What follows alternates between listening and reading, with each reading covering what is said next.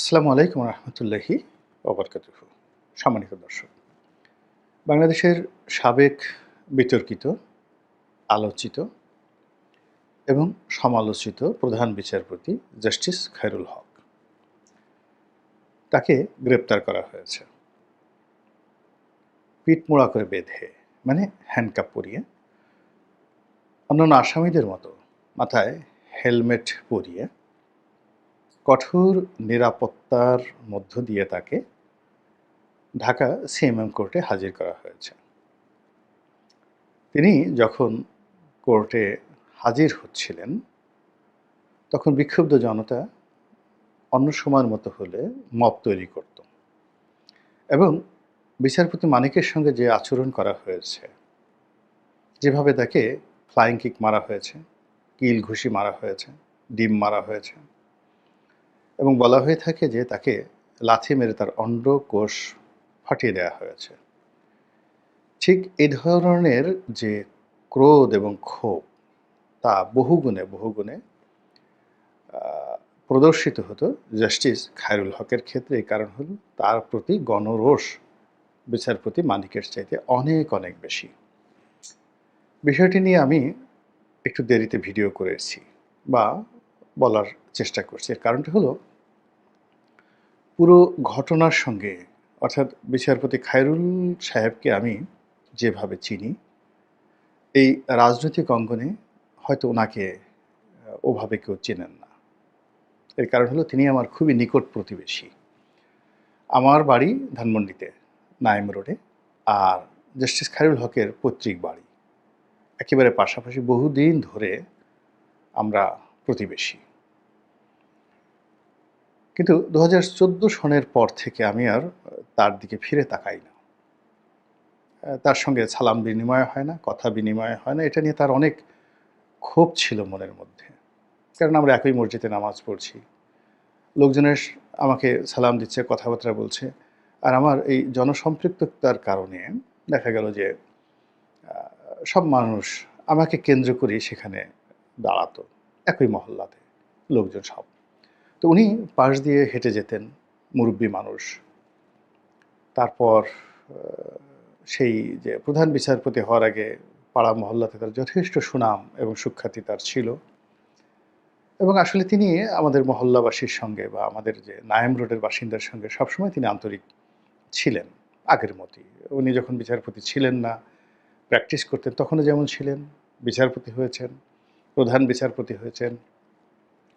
তারপর প্রধান বিচারপতি থেকে অবসর নেওয়ার পরে 2 দফাতে ঠিক প্রধান বিচারপতির পদমর্যাদায় নজিরবিহীনভাবে বাংলাদেশ আইন কমিশনের চেয়ারম্যান হিসেবে দায়িত্ব পালন করছিলেন। তো এই সুদীর্ঘ সময় বেশ কয়েকবার অসুস্থ হয়েছেন, মসজিদে যেতেন, মাথা নুয়ে নুয়ে তিনি চলতেন।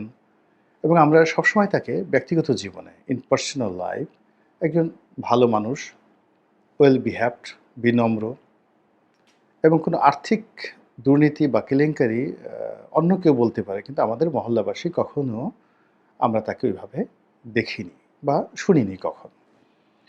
তার একটা পৈতৃক বাড়ি আছে এবং সেখানে 4 তলা বাড়িতে তিনি থাকেন, বাকি বাড়িগুলো ভাড়া দেন। ছেলেমেয়েরা, তার স্ত্রী মারা গেছেন। তারপরে ছেলেমেয়েরা সবাই দেশের বাইরে থাকে এবং পারিবারিক জীবনে অসংখ্য জটিলতা তার রয়েছে। অনেক বিয়োগাত্মক ঘটনা, অশান্তির মতো ঘটনা রয়েছে তার জীবনে। তো আমরা এই জিনিসগুলো প্রতিবেশী হিসেবে জানি। আর আমিও যেহেতু একটু বেশি জানবো, এই কারণে যেহেতু আমরা বলতে গেলে একটা সময় একই দলের গুণমুগ্ধ লোকজন ছিলাম। তো সেই কারণে তার এই যে পতনটা কাঙ্ক্ষিত ছিল আমার, কিন্তু তারপর আমি কষ্ট পেয়েছি এই পরিচয়ের সুবাদে এবং তার সঙ্গে জানাশোনার সুবাদে। এই গেল এক।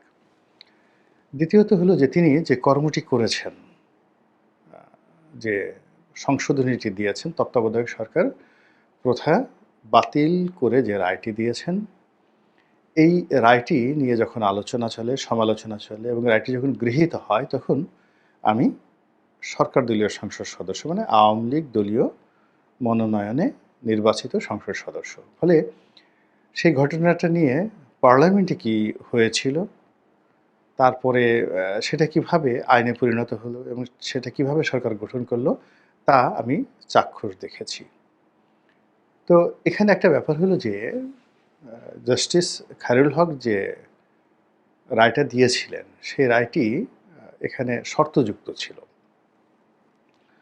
এবং রায়টিতে আপনি যদি পুরো রায়টা পড়েন, আ ঠিক ওইভাবে আপনি তার ত্রুটি ধরতে পারবেন না। তিনি যে কথাটি বলেছেন সেটি হলো, তত্ত্বাবধায়ক যে ব্যবস্থাটি এটি সংবিধানের যে গণতান্ত্রিক মূল্যবোধ, জনগণের নির্বাচিত প্রতিনিধিরাই সর্বোচ্চ ক্ষমতার অধিকারী এবং তারা রাষ্ট্র চালাবে, সরকার পরিচালনা করবে।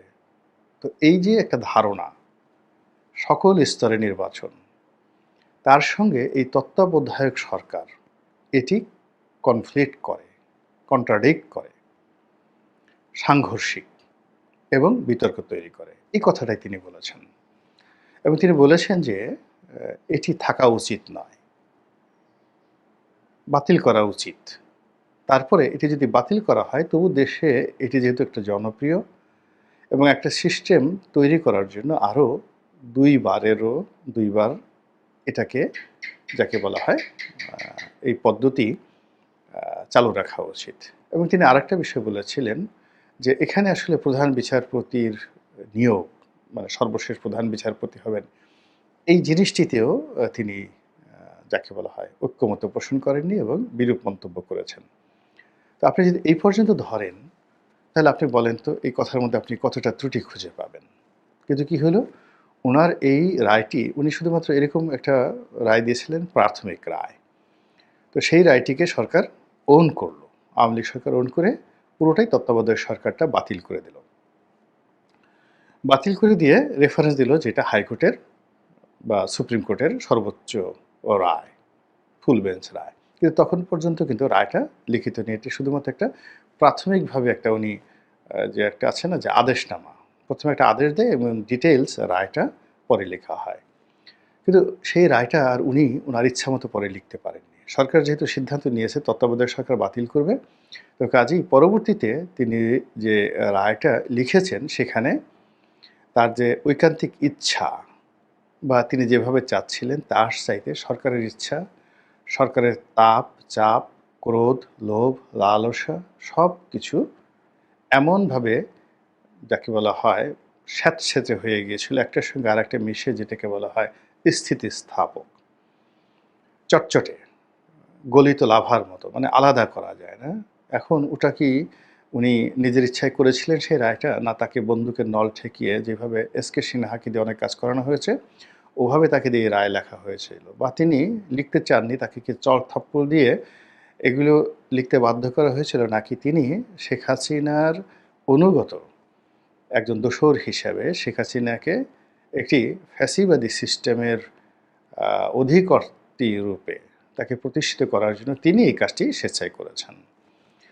আমি নিজে ব্যক্তিগতভাবে দেখেছি যে তিনি যে আদেশটি দিয়েছেন সে আদেশের অনেক পরে ধীরে সুস্থে তিনি যখন রায়টা লিখলেন এবং সেটি প্রকাশিত হলো, তখন আমার কাছে মনে হয়েছে যে তিনি যেভাবে আদেশনামাটি দিয়েছিলেন বা প্রথম দিকে যেভাবে পত্রপত্রিকা এসেছিল তার সঙ্গে তার যে রায়, সেই রায়ের অনেক অমিল রয়েছে।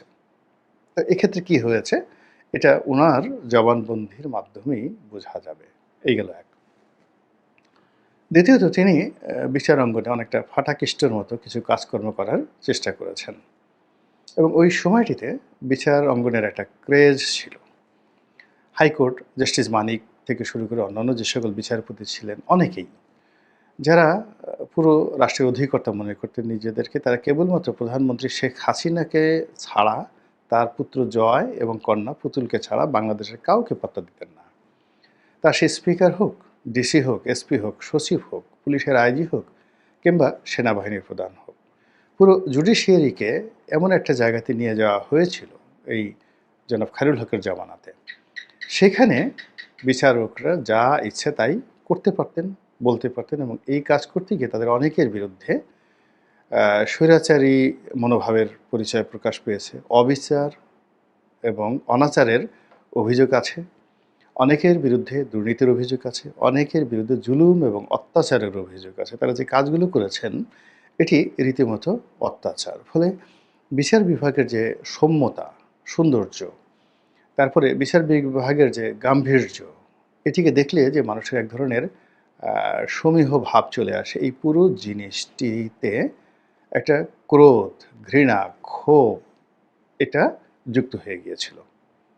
এবং তারই বহিঃপ্রকাশ আমরা জাস্টিস মানিকের উপর যে জনরোষ, এটা আমরা দেখেছি। তিনি যে কাজকর্ম করেছেন এবং খায়রুল হকের ক্ষেত্র সেটি যাকে বলা হয় হওয়াটাই স্বাভাবিক। এর বাইরে খায়রুল হক সেই যে ফাটাকেষ্ট রূপে তিনি তার কোর্টের মধ্যে যেভাবে অনেক কাজ করেছেন, নিম্ন আদালতে গিয়েও তিনি অতিমানব হওয়ার চেষ্টা করেছেন। আমার স্পষ্ট মনে আছে ঢাকার একটি সিএমএম কোর্টের একটি ম্যাজিস্ট্রেট কোর্টে মানে জুডিশিয়াল ম্যাজিস্ট্রেসিতে গিয়ে তিনি সেই দর্শকদের সারিতে তিনি বসে বসে বিচারকর্ম দেখছিলেন। তো চিফ জাস্টিস বসে আছে আর বেঞ্চে আর কি, আর সিংহাসনে বিচারকের আসনে বসে আসছেন একজন অধস্তন আদালতের জুনিয়র বিচারক, হয়তো দেখা গেল জুডিশিয়াল ম্যাজিস্ট্রেট, তিনি বসে আছেন। আমি ঠিক একজাক্টলি বলতে পারবো না, এরকম বেশ কয়েকটি ঘটনা তিনি ঘটেছেন। তো এটা অনেকটা সিনেমার মতো। এতে বিচার বিভাগের কোনো উন্নয়ন হয় না এবং এর মাধ্যমে কোনো মেসেজ যায় না, বরং প্রধান বিচারপতির পদটি যেটি কখনো কেউ করেনি, এটিকে তিনি একেবারে একটা খেলনা পিস্তলের পর্যায়ে তিনি নিয়ে এসেছিলেন। তারপরে এখন যে কথাগুলো আসছে সেটা হলো যে তিনি রাজনৈতিকভাবে ম্যালিস এবং প্রেজুডিস এ দুটো হৃদয়ে ধারণ করতেন বিএনপির বিরুদ্ধে, শহীদ প্রেসিডেন্ট জিয়াউর রহমানের বিরুদ্ধে, বেগম খালেদা জিয়ার বিরুদ্ধে এবং তারেক রহমানের বিরুদ্ধে। এইরকমই অভিযোগ এই সময়টিতে বিএনপির নেতাকর্মীরা করছে। তাদের বক্তব্য হলো যে বিচারপতি খায়রুল তিনি বলতে গেলে আইনের কোনো রকম গতি, প্রকৃতি, ধারা, আইনের কোনো রকম নীতি, নৈতিকতা, আইনের কোনো রকম বাধ্যবাধকতা না মেনে তিনি কেবলই মাত্র বেগম জিয়াকে বাড়ি থেকে উচ্ছেদ করার জন্যে এবং শেখ হাসিনার মনোরঞ্জনে, এই কাজ করলে শেখ হাসিনা খুশি হবে, এই কারণে তিনি বেগম জিয়ার ক্যান্টনমেন্টের বাড়ি থেকে উচ্ছেদ করার যে রায়টি, এটা তিনি দিয়েছিলেন যে এটা একটা অবৈধ যাকে বলা হয় বরাদ্দ, এবং তার প্রেক্ষিতে ক্যান্টনমেন্ট বোর্ড অর্থাৎ সেরা কর্তৃপক্ষ সেটি ভেঙে গুড়ে চুরমার করে দিয়েছিল। বিএনপি এখন খায়রুল হককে সেই কাজে দায়ী করছে। ২ নম্বরে হলো যে তারেক রহমানের মামলা, অন্যান্য যে সমস্ত মামলার জন্য এখন তাকে দায়ী করা হচ্ছে। কিন্তু একটা ব্যাপার আমি প্রতিবেশী হিসেবে যেটা জানি এবং বুঝি, সেটি হলো যে তিনি বলতে গেলে পুরো সেই ২০১৪ থেকে ২০২৪ পর্যন্ত তিনি মূলত আমাদের মহল্লাতেই আমাদের প্রতিবেশী ছিলেন। তো তাকে কেন্দ্র করে যাকে বলা হয় কোনো ওরকম সিকিউরিটি ছিল না। বাড়ির সামনে ২ জন পুলিশ থাকতেন। তার একটা পোষা কুকুর ছিল এবং তার একটা ব্যক্তিগত যাকে বলা হয় সহকারী ছিল, যাদেরকে নিয়ে তিনি মসজিদে যেতেন। একজন মাত্র একজন নিয়ে যেতেন। তো সেখানে বিএনপির লোকের যদি রাগ থাকতো, ক্ষোভ থাকতো, বিক্ষোভ থাকতো, তাহলে তাকে তো ২-৪ টে চড় থাপ্পড় মারা, কিল-ঘুষি মারা, সে ২০১৪ সনে বা ১৫ সনে, ১৬ সনে বা তার বাড়িতে একটা ঢিল মারা। তার বাড়িটার আবার ২ টো রোড রয়েছে। পেছনের অংশটি হলো ১ নম্বর সড়কের সঙ্গে। তারপরে সামনের অংশটি হলো নাইম রোডে। তো ১ নম্বর মানে বেক্সিমকোর ঠিক পেছনে, বেল টাওয়ারের পেছনে। এখান থেকে যদি বিএনপির কোনো লোক তার বাড়ি থেকে একটা ঢিল মারতেন, তার গ্লাস ভেঙে যেত। কিন্তু ১০ বছরে কিন্তু বিএনপির কোনো একটা লোক, ছাত্রদলের লোক, যুবদলের লোক, নেতা-কর্মী একটা ঢিলও মারেনি। কখনো একটা গালিও দেয়নি।